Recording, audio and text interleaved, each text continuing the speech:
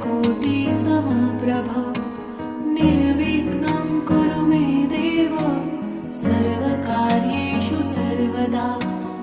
वक्रतुण्ड महाकाय सूर्यकोटिसमप्रभ